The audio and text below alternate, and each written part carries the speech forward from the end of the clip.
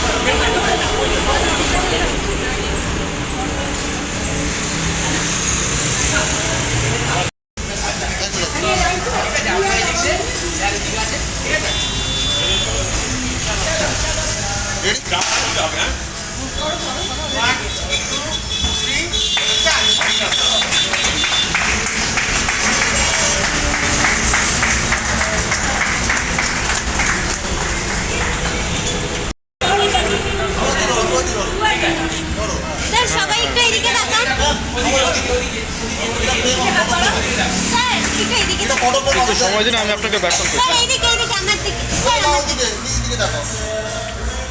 আমি কতক্ষণে যাবো ওগুলো কিছু বলতে পারছি না, আমি আপডেট করছি আপনাকে ম্যাডাম।